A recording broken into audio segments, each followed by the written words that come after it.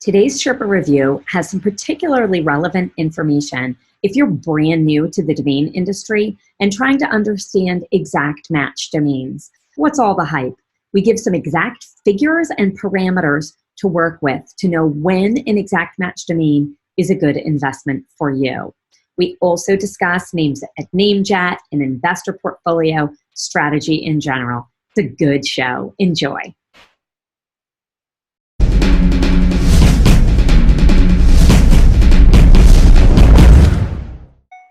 Hey, Sherpa Network. Thanks for joining me today. I'm Tess Diaz, executive producer of DomainSherpa.com, and this is the Domain Sherpa Review. This is a show where we get into the minds of successful domain name investors using real examples so we can learn strategies and tactics to become better investors ourselves. We have 3 segments to the review. We'll start off learning what the Sherpas recently bought and sold. Next, we'll discuss in value an investor-submitted domain name portfolio. And finally, we'll preview some domains going to auction soon at NameJet.com and whether the Sherpas think they're a good investment opportunity for you. Joining us today on the Domain Sherpa Review are 3 past Sherpas and industry thought leaders. We're particularly delighted to have Amanda Waltz, now with Waltz Consulting. Hello, Amanda. Thank you for being here. For having me. Delightful to see you again. The domain industry needs you. You're such a great broker and such an experienced mind in this industry. You're still in Boston? I am. Yes, it's freezing here, and hopefully the snow will melt soon and spring will arrive.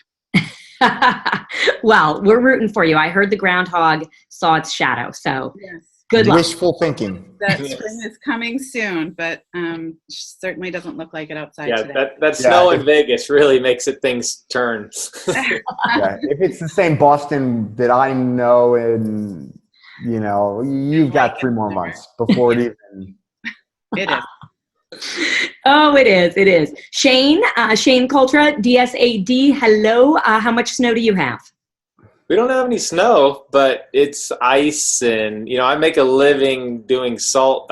Of my 50 million businesses, one of them is salting places because it's pretty profitable if you have the right equipment. And we're out there 5 times more than snow. I mean, you just get these little snows and ice and rain, and then freezing at night. So I get it about a day before Amanda does, so I can tell her like one day ahead to brace herself. All right. Keep in touch. Then you'll know it's going to be cold in Boston. Yeah, you got one coming across. We got it tonight. And it might not come your way, but it's probably coming your way. Is that the same storm that pounded the Seattle area? Yeah, so it got Seattle, then it came across to us, and then they got it recently. But again, they don't respond as much. Like, you respond less as it goes east. Out west, it's the world is going to end. To the Midwest, it's like, hey, let's code red. We're going to prepare. And then by the time we get to East, they go, we're just going to have to leave 5 minutes early for work today. That's how it goes. Drew, how much snow you have in Lisbon? Not much snow here. Actually, yesterday, or today, I think it's almost 80 degrees, sunny. Walk around in a t-shirt. Beautiful. Well, I just spent the weekend. I flew back last night from San Francisco, where it was sunny and gorgeous the entire time. So y'all got the crummy weather. I somehow scored even in San Francisco. Are you going to move there and just, $4,700 rent a month for a 300 square foot place? Yeah, that's my plan, Shane. Yeah. House hunting. Yeah. Exactly. Well, they do have amazing internet speeds. So, you win some, you lose some, right? Right. Let's jump in and get started. What's New Sherpas is our segment where the Sherpas share one purchase or sale they've made over the past few weeks, and we get to learn what they paid or received for the domain, why they thought it was a good deal, and how the negotiations progressed. I love this part. I love seeing everybody guess what someone else may have paid for a domain. Shane, or sold. Yep. Shane, what's one domain you personally bought or sold in the past few weeks? Tell us the domain name, but not the price.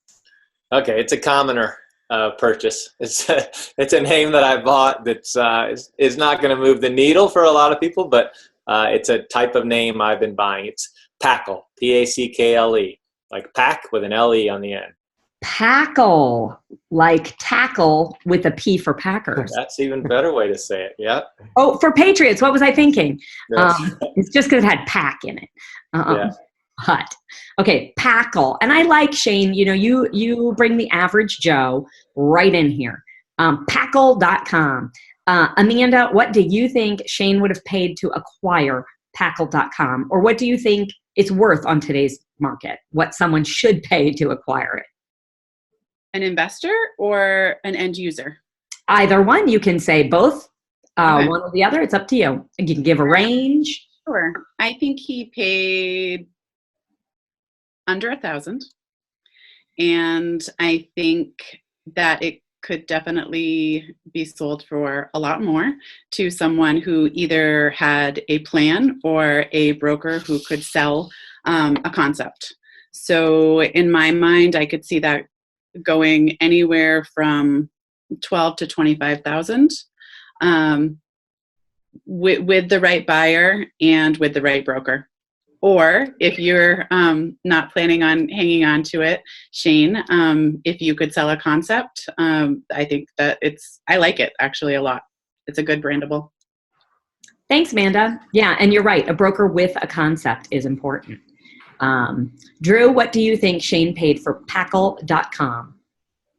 I think Amanda's probably spot on. So I guess try to just be more specific and guess a number. I'll say I'm going to say like $380. No, actually, you know what? It's pretty pronounceable. I don't think you can get it that cheap unless if you bought it in an auction, which you most likely did. So I'm going to say $700, $680. So $680 is my final guess. And yeah, I agree. I mean, I probably lean a little bit lower, but I think,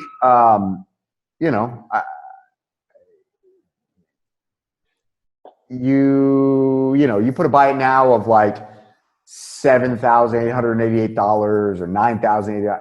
I think over 10, my issue with names like that is like for somebody to pay like more than the 5 or 10 grand range, they need to really be in love with it and not have a close second, because the chances are that, if they've got a close second that's an apples to apples type of domain, the chances are that one is going to be, cheaper, and, the cheaper alternative probably wins unless they really are in love with one. So I think, your chance of being seconded out of the market, meaning, they've got a close second that's just priced below yours enough for them to go with the second choice, is pretty high. The chances of that are pretty high. So I think, it's probably right in that 5 to 10 grand range is where I'd say it sells. I'd probably throw a $7,888 buy it now, throw it up on, say to an afternick and hold my nose. All right. Shane, what'd you pay for Packle.com?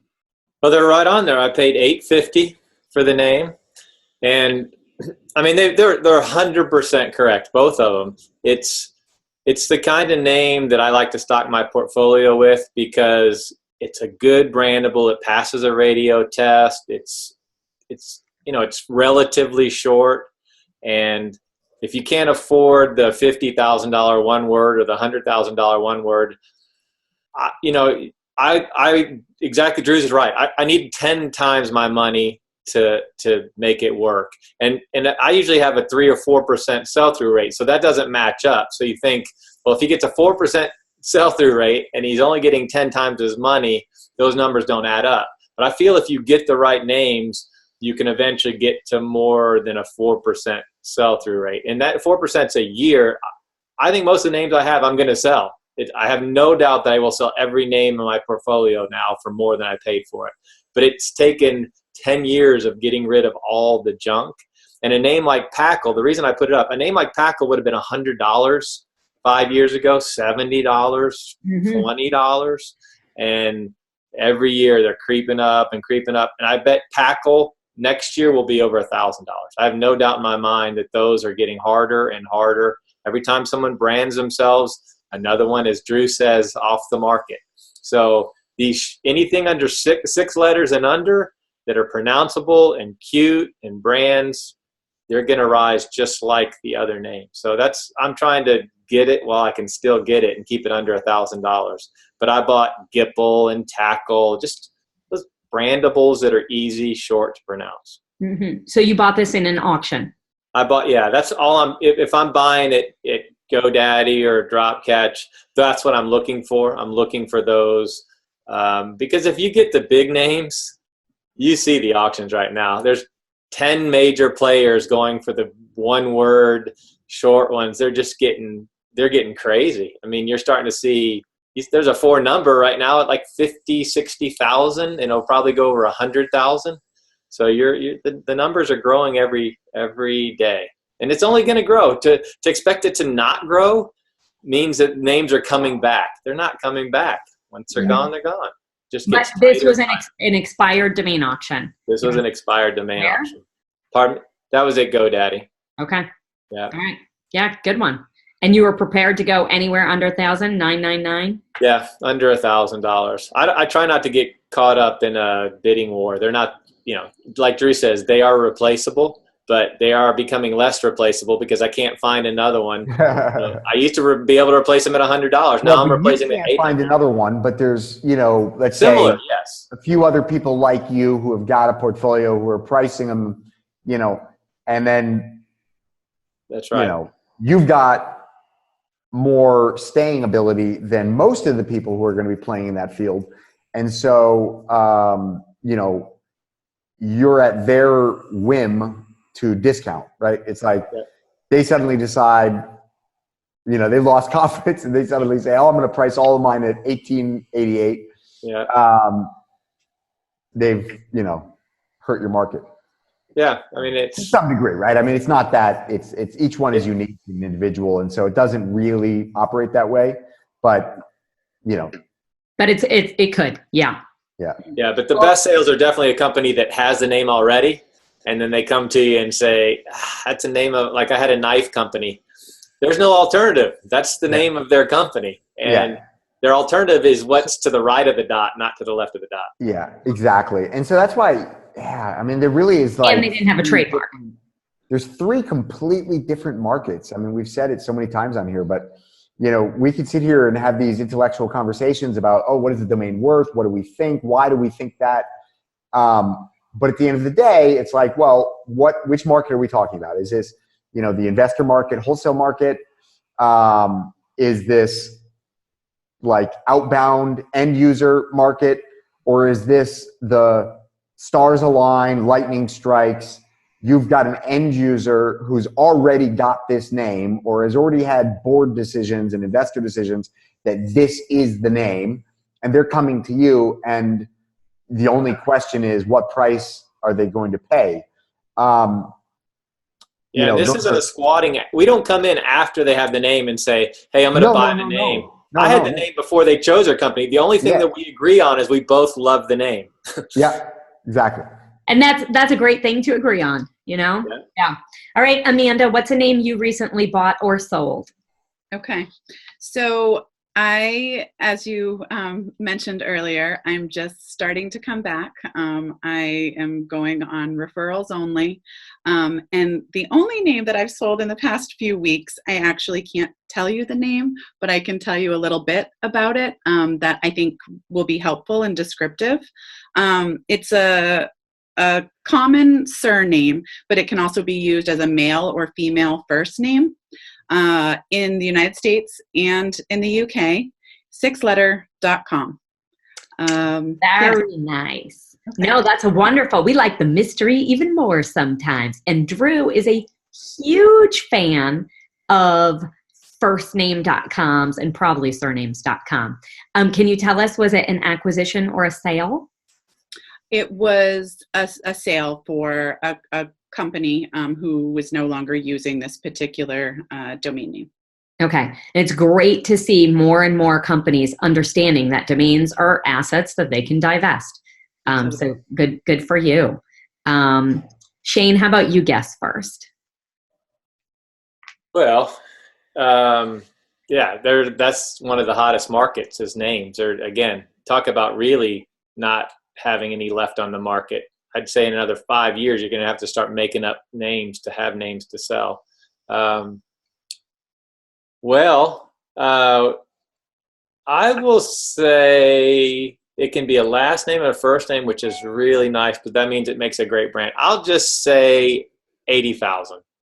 Okay. Yeah. $80,000 for a 6-letter, mostly last name or first name. Yeah, and that's assuming it's a common one that everybody will look at and know exactly what it is. Mm-hmm. Okay. Drew, what do you think? I'm going to say a little higher. If it's a common first name and a common surname, that really opens up the pool of potential buyers in most cases. And I actually, it's interesting at this moment, and we've said it before, female first names are really quite hot because of AI companies and even companies which aren't specialized in AI. You've got financial institutions which are launching their own AI. You've got healthcare companies launching their own AI. You've got all these different elements of AI integrating into, commerce. And so for whatever reasons, as has been pretty consistent throughout time, whenever we invent some new technology, we name it after a woman. And so you've got all these female named AIs, right? I mean, look at, Alexa, and I don't even know any at the moment. But, they're mostly, probably 90% are named after females. So it is a hot market, and it's growing, and it's going to continue to grow. And I'm going to say 175 is, yeah. So your guess is more than double Shane's guess. Interesting. So right now, I mean, I feel like 40 to 60 to 75 is kind of the wholesale rate. Like, I'm not saying there's a lot changing hands at that price, but there's not a lot for sale. And really good ones, the common ones, like a Susan, a Lauren, these are going for they're going for much higher prices. Like, investors are looking for 6 figures to let those change hands, even to another investor. So essentially that market has just been like wiped clean because nobody's willing to sell them at prices that were previously like investor prices.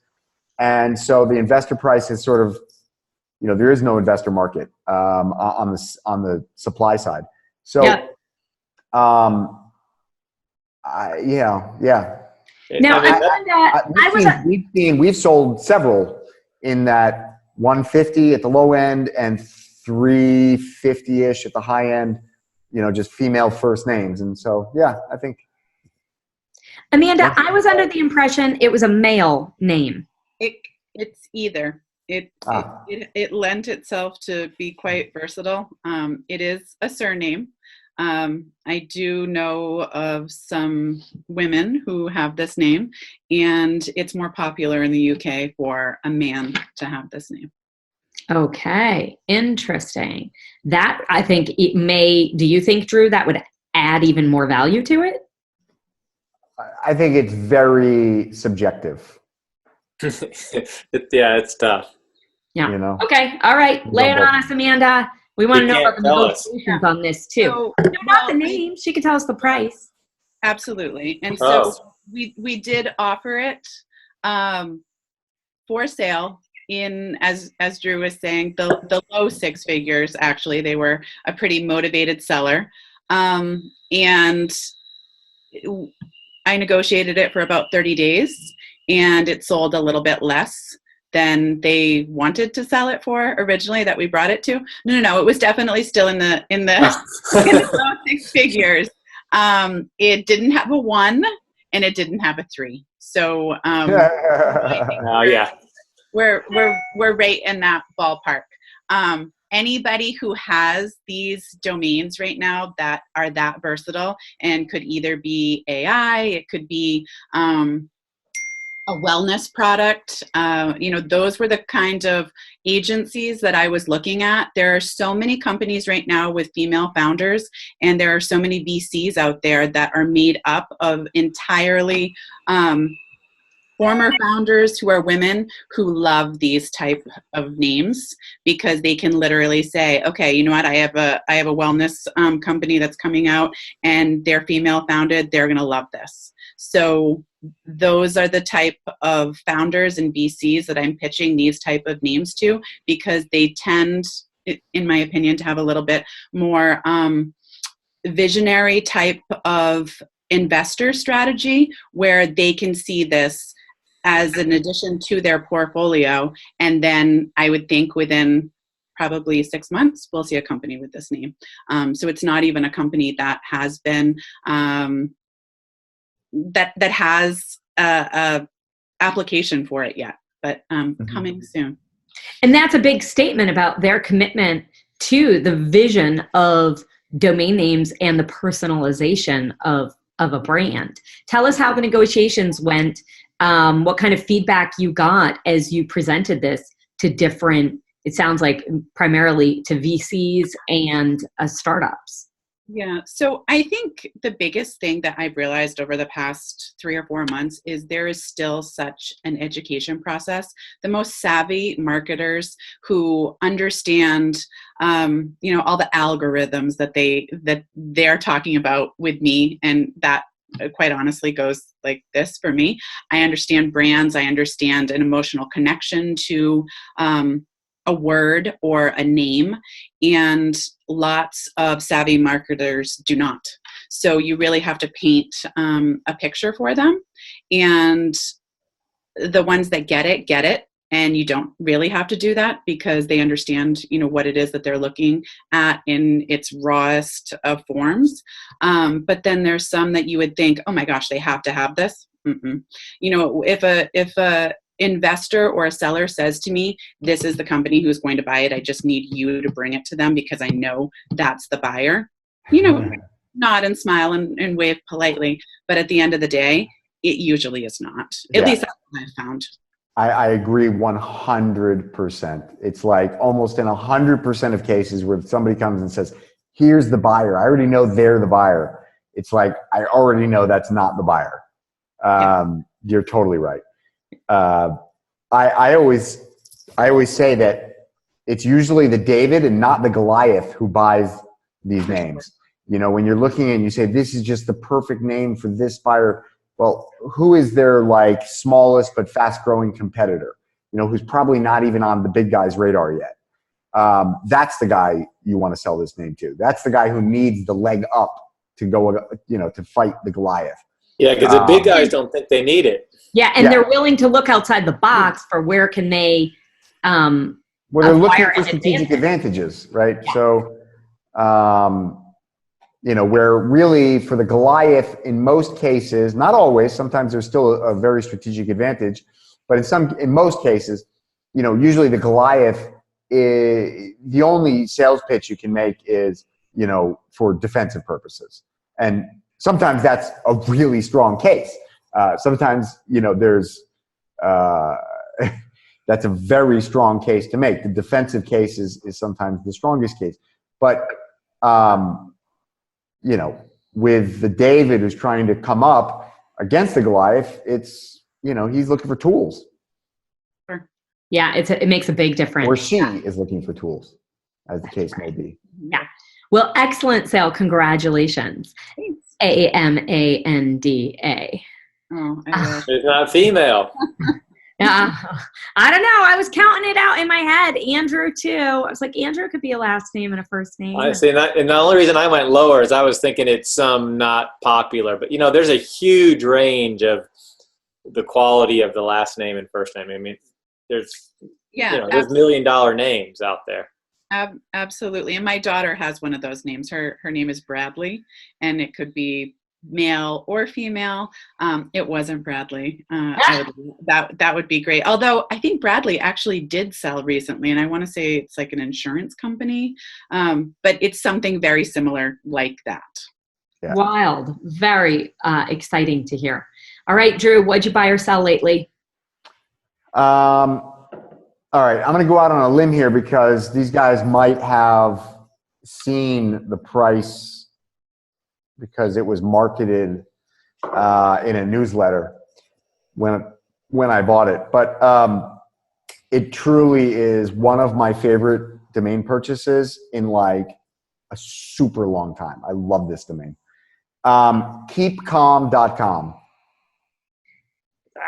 Keepcalm.com. Yeah. But James, I don't think, like you like that. no, I saw it on Twitter, but the Twitter I don't think had the No, I didn't. No, I didn't see the price on Twitter, but it was in one of these domain newsletters from. So this is a domain you somebody. purchased, and you cheated a little bit and told everyone now that you bought it from a domain investor or broker. Yeah. Okay. What do you think is the current market value in that type of? Shane's searching. Shane's searching his email. He's looking for the newsletter. I can see it. It's gonna be like on those chef shows. Hands up. Yeah. I was just looking for I remember it now. Yeah.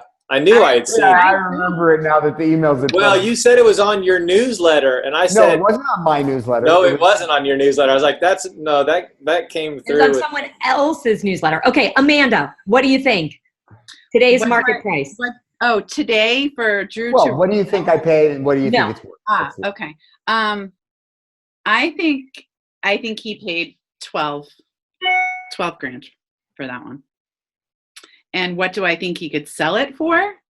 My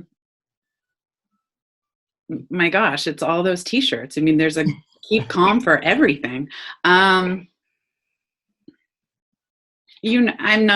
don't love two words as brands, but there is a company, that t-shirt company or that sign company that makes this. 60 is what I think it could be resold for. I could see your face going, Amanda, no.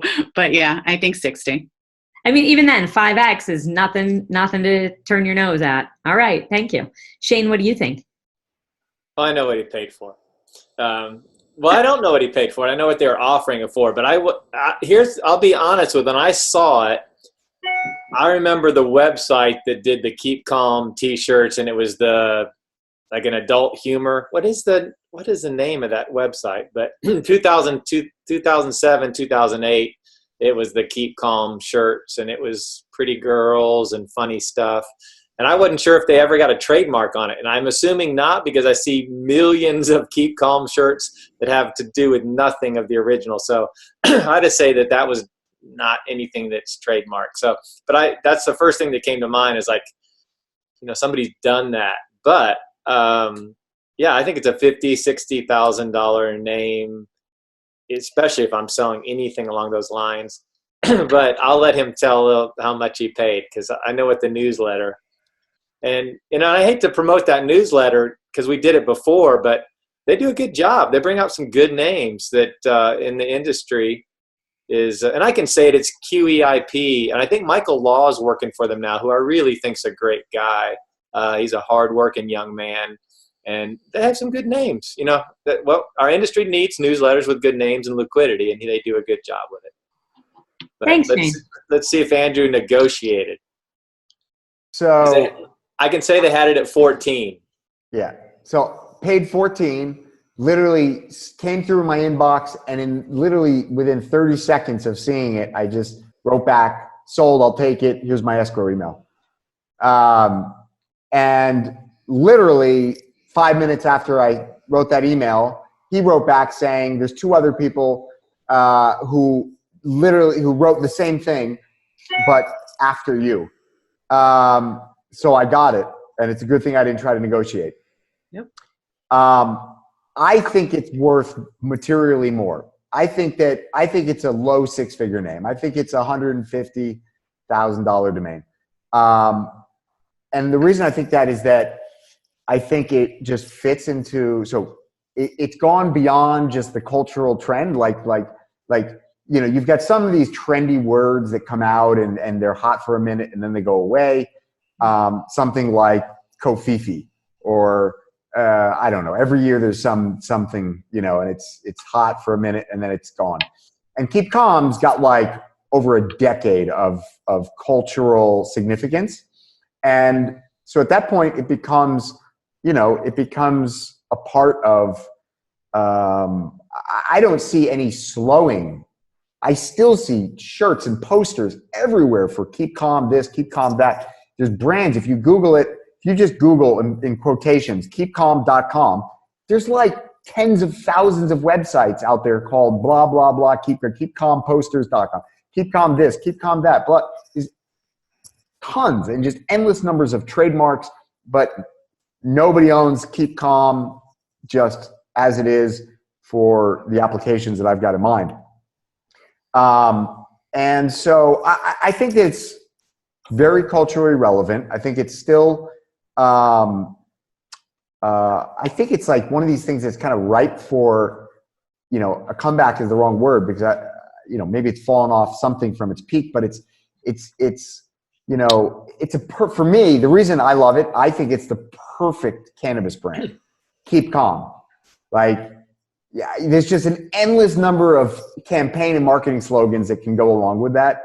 And, what are people trying to do? Why are people, sparking up at historical rates? Well, because they want to just chill the fuck out, Keep calm.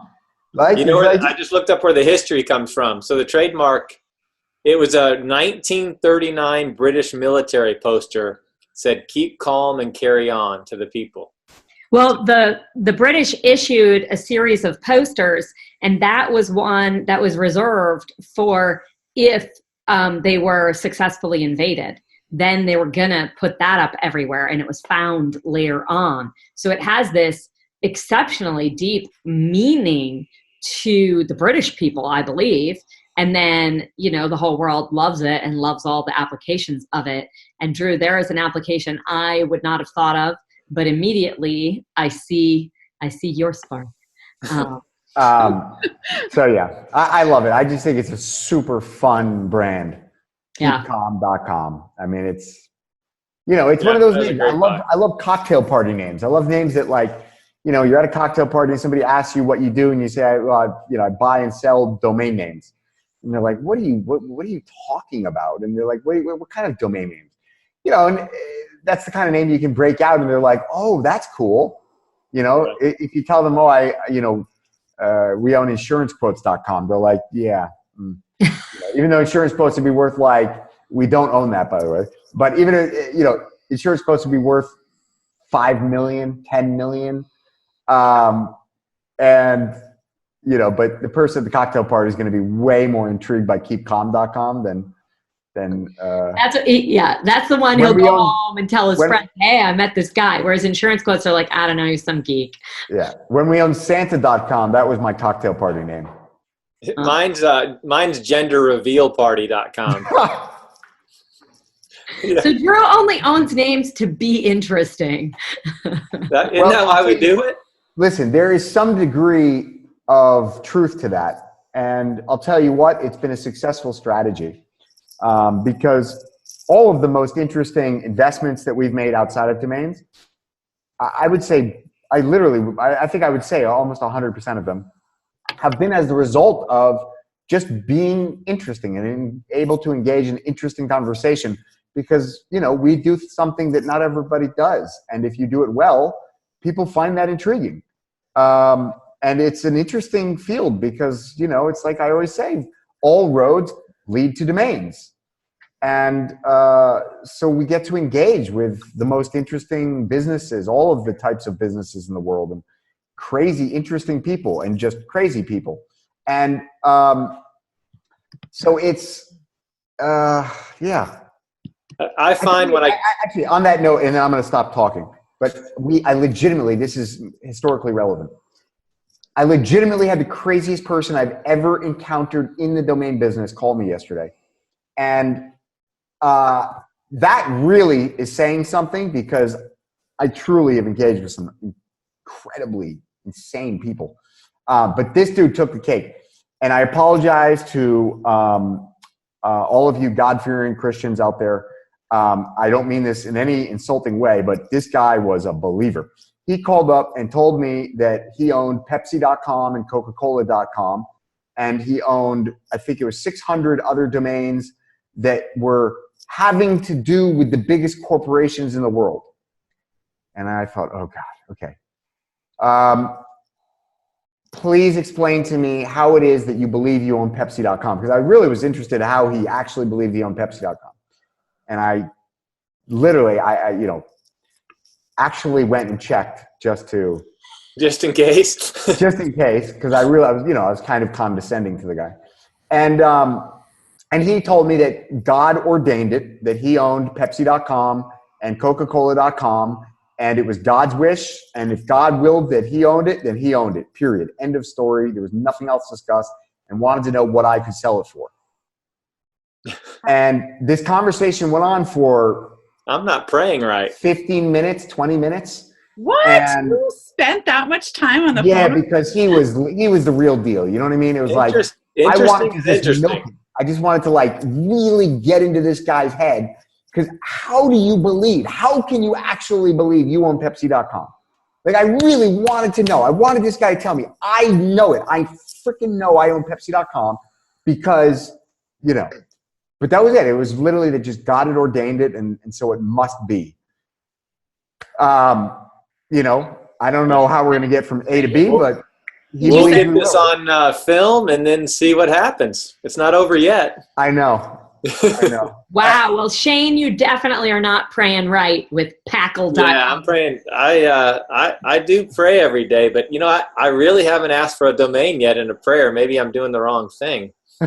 Yeah, there is a scriptural quote about pray specifically and pray beg. So I've been wasting it on for my grandmother and stuff. I need to switch it over. Go big. Go for Tesla.com. Yeah. Exactly. Grandma didn't know about domains. Yeah, grandma got sick, but Shane's portfolio sure got better. All sorts of wrong. Before our sponsors leave us, let me tell you about them. They support us in our educational mission here. First, serious about online trading? Secure your funds, keep your merchandise safe, and use a company that keeps the buyer and seller protected the whole way through. That's escrow.com. Payments you can trust. All right. Thanks, folks. Next, we're going to look at the domain portfolio review. We look at user-submitted domain name portfolio to provide honest and constructive feedback, so the owner can cut their losses, continue to hold long-term, or figure out a sales strategy going forward. Today, we have a small portfolio. It's from Bar Franick, and it is 5 domains, 4.com, 1.io. I'm going to read them for our podcast listeners. Goodconduct.com, guides.io, Canna.com, Kannah.com, skillscenter.com, and usergenerated.com. So, what do you love or hate from this portfolio? What advice do you have? Amanda, you're up first. What would you like to tell Bar? I like 3 of them. I like Canna.com a lot. I also like skillscenter.com. That actually means something to me personally, because that is what they call study hall now, at least in Massachusetts, for middle and high school students, is Skills Center. So to me, that could be a nice ed tech domain. Maybe she's told it for a little while longer. I don't exactly know how long historically they've been calling Study Hall Skills Center. But one of these kids that's up and coming, either in middle school or high school, could certainly develop something on that one. user generated, with all of the podcasts and other user generated content that's coming and up and coming. I haven't actually looked at what the search volume on that was, but I do like that for a 2word.com. I don't think it's worth a ton, but I like it. I think the top choice for me out of this entire portfolio is the Canna.com. It's a geographic region I learned in Colorado. There's a brewery that's named after it. I didn't spend a ton of time looking, but I mean, it's Hannah with a K instead. I think it could be one of those type of domains that could lend itself very generically to a lot of different uses. Very nice. Thank you. Good to hear. Any numbers that you would throw out there specifically? On Canna, I would say, I think on something like that, you could bring it to market in the mid to high 5 figures, and you could probably get close to that. I think it would need to be somebody that had vision if it wasn't already something that was named that. But any of those targeted companies that are using Canna as part of their brand in that geographic area of Colorado, I think would be prime candidates for purchase. Fabulous. All right. Well, thank you, Amanda. Very insightful. Drew, what are your thoughts? Pretty similar.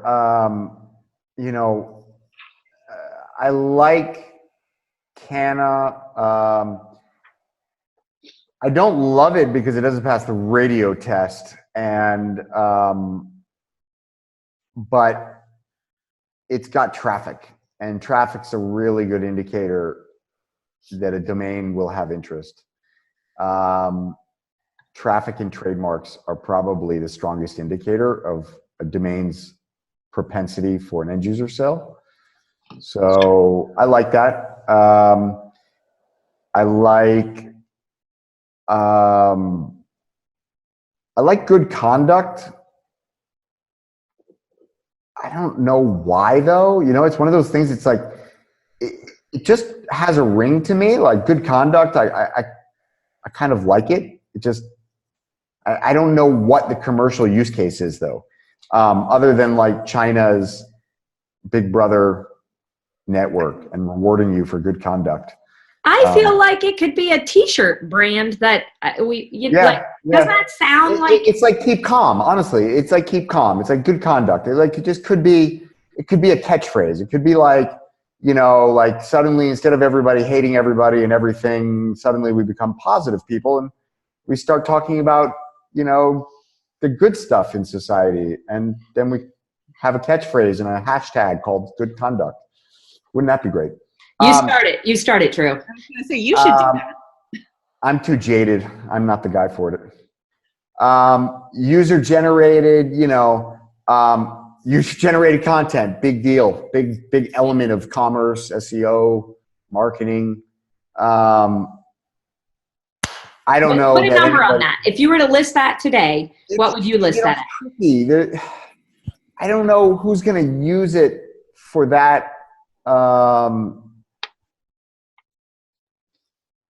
That's a phrase we all. That, nobody's going to brand their company that. Yeah. I don't know. So I think that it's probably a $5,000 to $10,000 domain. I could. I'm just trying to figure out what the search volume, if there's any. It doesn't matter. I mean. Yeah, it does. Why do you think it doesn't, Shane? Well, I think they're not looking for you. They're looking for user-generated stuff, but I don't know. But you got to be the guy selling user-generated content, or who's got a platform that allows it, or you know what I mean? Like it's got to be. Yeah. So I don't know. There's no search. It's a fairly low value. It's a common term that everybody in the internet marketing world knows. But I don't know. I guess, in the end, I've kind of talked myself out of this name. It was like, it's a phrase that everybody knows, and therefore it's got value, is generally a pretty fair principle. But I don't know. I don't know what you would use this name It's for. difficult to brand or build a business on. Yeah, I actually withdraw. I don't like this name. So but I do like good conduct. Wait. So user generated, list it as a buy it now for a couple grand? Yeah, like throw it on NameJet and sell it to the next guy who wants the hot potato. Okay. What didn't we coin that term on the last Domain Sherpa review? Hot potato domains. Yeah. Domains that are like, they look. It's like they look good on the surface, but they're just domains that'll get passed around between domain investors. Yeah. Chain letter domains. Yep, it's a hot potato domain. Chain letter, I like it. Yeah. But I do like good conduct, and I actually like it more and more the more I think about it. Very good. All right, Shane, how about you? Yeah, I liked Canna for the cannabis market. That's the first thing that came to mind. Because one thing is companies don't name what they do in their name unless they have to. So like if you're Johnson's Advertising, you're going to be johnsonsadvertising.com, but except in Germany. Except in German. And even in the United States, some do. But ideally, you would shorten it to as short as you can get. But yeah, no, there's different cultures and different. That's whatever I say is never a defined. Everybody does this. That there's no such thing. I found that a long time ago.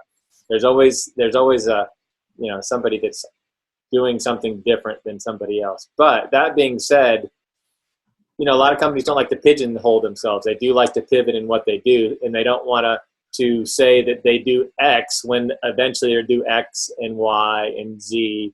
And so, but Canna works because Canna is it could be cannabis to start, but it's a cool brand and it's other things, and it's a creek and it's a geo and it's a name and it's a last name. So I love that name. He's got it to buy it now, I think at $15,000. I think he'll probably sell it at close to that. That's a good price if he wants to move the name. So I really like that name a lot.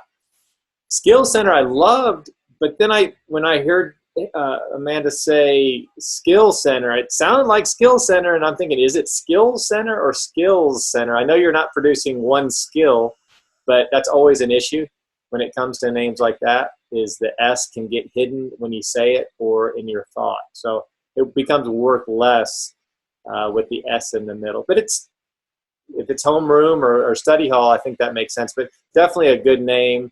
User generated, I don't like. I don't like those techie, and that's not necessarily a tech word, but to me, it's just not a brand. It's boring. Nobody's ever going to use that or shouldn't use that. Sure won't make you interesting at a cocktail party. Absolutely not. That's no gender reveal party, I'll tell you what. Now, how about you're a guy, Shane, who has spent a considerable amount of money on mountain climbing and guides. Now, I know, many other guides out there, travel guides, study guides, but guides.io. What are your thoughts there? Nobody's mentioned that one. Yeah, I don't. So it's got to match the extension. .io is tech. Yeah. Mountain guides are low tech. Yeah, it's the GitHub. People don't need guides. Mike Carson would tell you the GitHub, but I always call it the Grubhub method because techie guys use GitHub, common men use Grubhub to grab them food. So I always say the Grubhub method, and they're like, what does Grubhub have to do with domains? But it's GitHub where you type it in and see how many are in the repository, how many people use that. You want kangaroo and monkey, and you want cool little tech things. Guides is I couldn't get guides.com or anything else. Like I have the trail.com. If you want a trail guide, you go to the trail.com versus guides.io. In my opinion, it's just better to label it in a .com. It just doesn't match. So I don't really like that one as well. And good conduct's great. I mean, it's anything that is a word that you say that's relatively short and super easy to spell has value because you can label it anything. If I said good conduct and then I come back in 2 weeks and and ask you about it, you might remember it. it depends how the conversation went. But good conduct's a fine name. Is it worth $10,000? Maybe to somebody, but it's going to be a harder sell. And as we said earlier, anybody with a vision or a good broker and time can get a lot more money, but not everybody has all three of those. Yeah, or a broker who's able to, commit the time for a domain in that price range. Shane, if you listed goodconduct.com as a buy it now, like you do with so many of your domains, what price would you put on it? For me, I'd probably be in the $8,000 to $10,000 range, just because I'm a little bit more patient, and I think that will continue to grow in value. The names that I put a little lower are the names that I just, user generator is going to be at a couple $1,000s. I want to get rid of it. I want to move on to a name that's a little better. But yeah, I think all names worth having are $5,000 to $10,000. The problem is most people don't know what names are worth having in general. Just long term. Yeah. And, most domains do sell between $2,500 and $8,000 or so. We could have a whole show on it, and it'll never get answered, but we all know there's a turn and burn method, there's a wait, and then there's I'm not going to sell it for less than this, and I'll go to my grave with it. And you just have to decide which of the three patterns you're going to use for your particular name. All right. Well, somebody's going to their grave with Pepsi.com, I heard. So going to their maker with it. I was going to say, he's not going to the grave. He's got much higher plans than that. All right. Before we jump into the domains going to auction soon, Bar, thank you for submitting your portfolio. Really interesting conversation, even though it was only a handful of domains. I like that. Let me tell you about our sponsors who support us in our educational mission. Built by domain investors to increase your inquiries, sales, and profit. Forget spreadsheets and archived emails. Manage your entire investment portfolio in one place using a secure and completely confidential platform. Learn more at ft.com. That's EFTY, ft.com. So we'll move on now to the marketplace list. This segment is sponsored by NameJet. We are reviewing domains heading to auction soon. If you like one of the names below, click through soon, because once they go to auction, you can't continue viewing the auction or put in a minimum bid. So you need to do it ahead of time. Those are direct links. We're not making commission off it. We just want to send you over there if you're curious. For transparency, let's start out. Sherpas, do you own or are you brokering any of the names on this list? No. All righty. Drew, you're up first on this list. We NameJet heard your feedback from our last list, and they upped their game. So, what are your thoughts here? What game are we playing? Pickleball? Yeah, I mean, the bar is pretty low. No, we're playing packleball. All right. I don't love the list. I really don't. I'm going to tell you the truth. The only domain on here that I actually really like is getextreme.com. It's a call to action. Normally I don't like domains that have, these prefixes, because usually it's, get this, got that, try this, hire, whatever. Some prefix because they couldn't get the real oneword.com. In this case, get extreme, actually sort of, obviously extreme.com would be worth exponentially more than get extreme.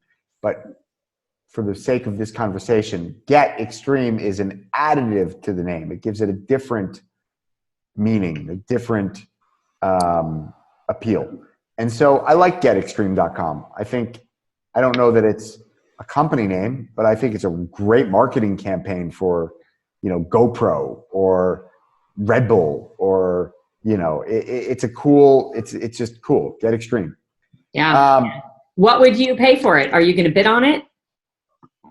I might, but I'd want to pay under $1,000 for that, and I'd be looking to sell it for 10 to 25. Okay. I like katana.net because I recently was thinking of buying a katana blade, which is a long story. in and of itself, and I'll spare you. But ultimately, it's a hot market, and these things are really expensive. And katana.net it's monetizable. I mean, you can make a business on that name. So I like that name. It's got a lot of search volume. There's a real market out there. I have no idea what the logistics of sending very dangerous swords around are, but probably not crazy. Probably easier than sending fresh fish. So I like that name. Everything else, I really don't like any other name on here. I mean, Unitar, at first I thought, ooh, wow, decent search volume. It's got great type-in traffic, but the type-in traffic's coming from the .org.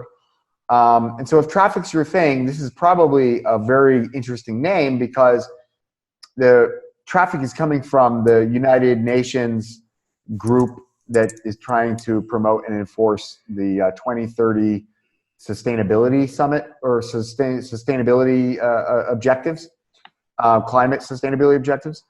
And so, that's probably decent value traffic if you know how to monetize it. But, and I doubt they even have a trademark on Unitar because it's just like a division of United Nations. But maybe they do. I don't know. You should obviously do your due diligence before you go buying domains like that. But it's not my cup of tea. Robocall is like super negative. It's like if you own robocall.com, you're like the most hated person on the planet, right? Like you literally might have people like coming to do bad things to you in your house. So if you buy robocall, make sure you put it under privacy because I will look you up. And, yeah, the rest, I don't know. I just don't, there's nothing on here that pops out at me. All right. No, thanks. That was some great feedback, and a couple of them really opening up what you can do. And I like what you said, even swords, the complexity, and sometimes it's overcoming objections that can make you successful where someone else isn't. But if you could figure out how to sell fish and ship that all over the world, somebody can figure it out with swords too. So there you have it. Shane, anything jump out at you? Yeah, I mean, I liked Get Extreme. I thought that was a good call to action kind of brand or marketing name, but I did like How to Be Great. I think that's a good mentor, pro tip kind of website. In 2007, 2008, those kind of sites were all the rage, like the Art of Manliness and, all these, sites of trying to be a better person or a cooler person. So I think that that's a really good name for that. Is it a huge value? No, but I think it's a great brand and it's a very positive name versus Night Terror, which is not exactly, and I think it's Night Terrors anyway. So yeah. Night Terror, I looked at that and I just laughed. It's definitely memorable, but unless it's a movie coming out, horror film, I think that that's a little rough. Yeah, I really don't like them. I have no problem with vibrator shops, but it needs to be like, how like Ashley Madison, you don't know that that's a cheat on your spouse kind of website because it's got a cool name. And a vibrator shop, you literally don't want that showing up on your doorstep with the vibratorshop.com label sitting right there on your like, did you order from a sword from katana.com or katana? Oh no, that's not a sword. There is a just leave that right there. That's not a sword. And Unitar, I was thinking Unitard, like the onesie that a wrestler wears or whatever. Me too. Yeah, that's a unitard.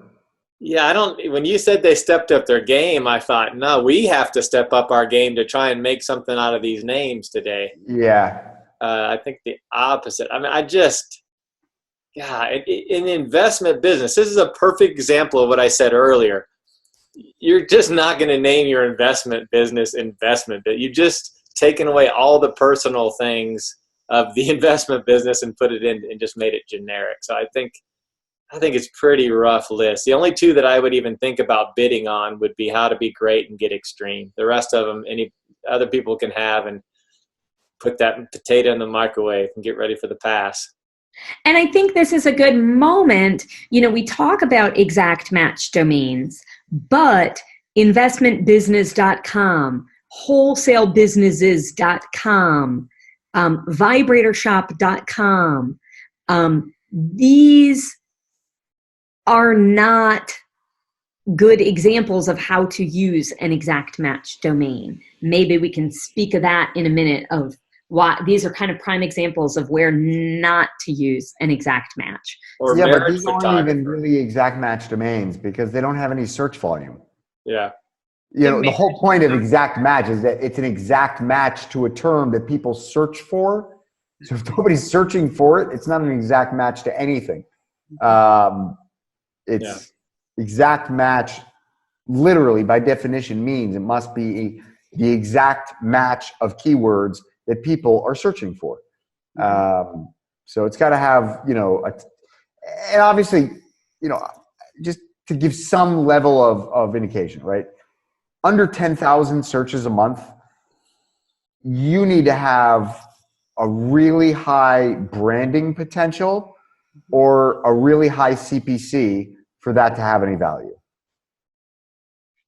Under 10,000 searches a month, I mean, if it doesn't have a high CPC and it doesn't have, you know, strong branding potential, your likelihood of a sale is very, very low.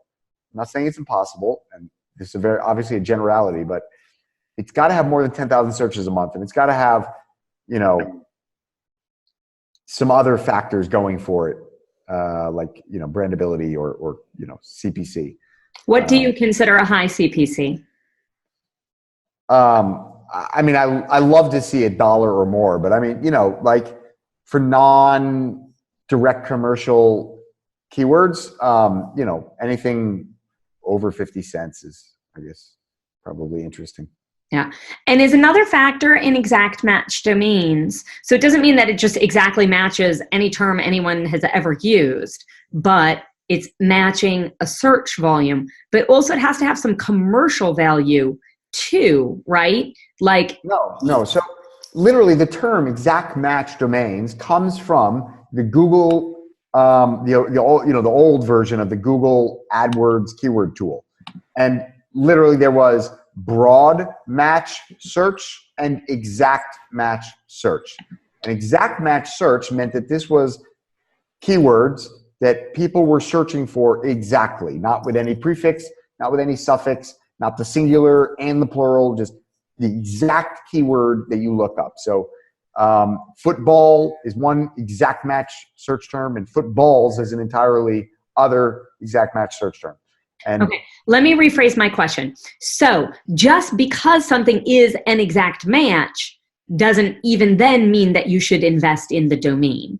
Then there should be some way to monetize it as well. Amanda, what were you going to say? Yeah, if I guess what I was really going to say from the beginning of this entire list, if people don't say the exact match term on a daily basis, and if you or I have to explain to somebody else what it means, don't do it. I've said that when I first got into this business, I had very little children, and they would just like say words.com, like whatever the words were. Is that good, Mom? And I was like, no. And now, still to the point of the radio test, if a 5-year-old and a 65-year-old do not understand what I'm talking about, or anyone is talking about in the first 60 seconds of the conversation, don't buy that. Don't do that. Just stay away from it. So when I looked at this list, there's nothing on here that as a broker, I think I would invest time in selling on an outbound basis, simply because there's just too much education that would have to be done to an end user. The howtobegreat.com, there is a professional development sort of guru person who has the School of Greatness, and his name is Lewis Howes. You might consider, whoever owns this domain, go to him directly. he might like this. That is the only one to me that at the quick 30-second glance resonated at all for me. Yeah. Well, thank you. I think that's really important for investors to hear and to learn, because on the surface, Unitar's a 6letter.com, or, night terror is a phrase people have heard, but maybe it's night terrors. I think this is really good for helping, especially an entry-level investor, to discern these more subtle, to some, differences. So this was fantastic insight from all three of you. Thank you. Thank you. Thank you to each of you. We're coming to the end of the show. I'd like to give the Sherpas an opportunity to share anything you have going on in your lives, personal or professional, brokering, selling opportunities, etc. Shane, you are up first. What's going on? The same old thing. DSAD, we do a daily list of, we kind of go through the auctions that are out there in the world and pick some of our favorites, kind of save you some time, get your mind thinking, a couple jokes, a boring story of what's happening in my life every morning. Sometimes it's funny, sometimes it's terrible, tons of misspellings, but it's kind of my domain diary, so it can't be wrong. If it's what I'm doing, there's no wrong in opinion. So that's kind of what we do every day. And I've got some fantastic partners, Josh and Travis. You guys know them. And I say this every time. I love the team I work with. I love talking to them about domains. Domaining is fun individually, but when you get to sit and chat about it and smile and laugh and hear stories and compare notes, that's when it gets really good. I mean, it becomes really fun when you talk to other people. And that's what NamesCon was really good in since. I like this industry and the blog because it brings people to my doorstep to talk about domains and have some fun. And I've probably been tweeting a little bit too much, but if you can handle Twitter and if you can keep your mind focused and not getting too many disagreements, that's another good place to converse as well. You just got to keep it under control. Thanks, That's Shane. where you'll find me. Yeah, great to see you. Thanks. All right, Amanda, so wonderful to have you. Besides digging out of a practical blizzard, what's going on? Well, I would say that I'm coming back into doing some co-brokerage deals, taking on some one-word.coms, but not a lot. I feel like if I'm going to do this and do it right, I have to be a little bit more selective than I have in the past and have to really love something in order to conceptually sell. So if you have some of those and you're interested in discussing them with me, I'm all ears. And again, love doing the co-brokerage side of things, mostly working on acquisitions for referral clients, but people can find me on Twitter. I'm starting to tweet a little bit more. And then my telephone number is still the same. So I hope to hear from you all. What's your Twitter handle? First name, last name. Okay. At Amanda Waltz, WALTZ. Correct.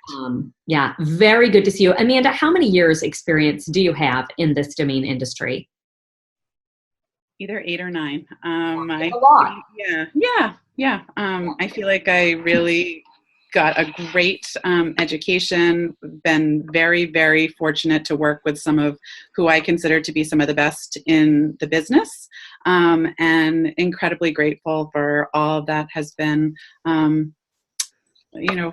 offered to me, and hope that I can do the same for others moving forward.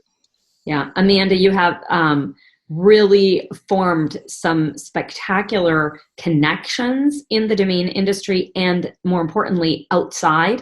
I think you're a great evangelist for VCs, startups to understand the value of domains, and it is so good to see you up and running as a broker independently. Congratulations. Welcome back. Thank you. Andrew Rosener, what's going on in your world? So same old same. You know, we're grinding away. You know, getting closer to announcing one exciting project that's been a long time coming, but not quite there yet. I do think we've got one of the best stables of great domain names that we've ever had for brokerage at the moment, with you know, auctions.com and bloom.com and diamond.com, funny.com. Which funny.com, I mean, it's one of the highest searched, I think it's one of the top 10 highest search terms on the internet. Inbox.com, mb.com, sushi.com, wallstreet.com. And we've just got some really, really phenomenal domains for sale. So I'm very excited about that. I'm, you know, the market since, you know, as Chinese New Year has started to end here, even though China is not a very big part of our overall market, has felt like the market has heated up a little bit since Chinese New Year ended, and you know, I see a lot of positive signs out there. I'm just very bullish. I'm getting very frustrated. It's getting increasingly more difficult for us to acquire the names we want to acquire, either for ourselves or on behalf of clients.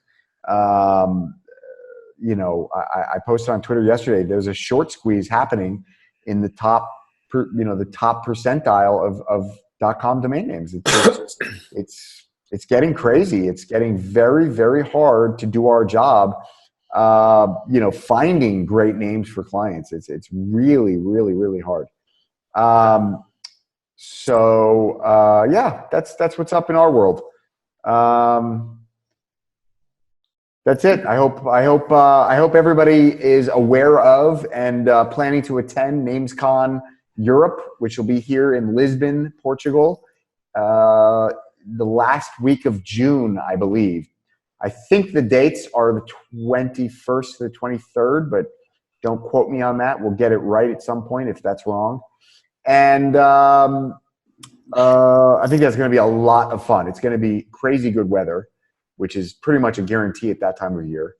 And it sounds like a lot of people are coming. And Lisbon is just such an amazing, cool city. So I hope everybody comes.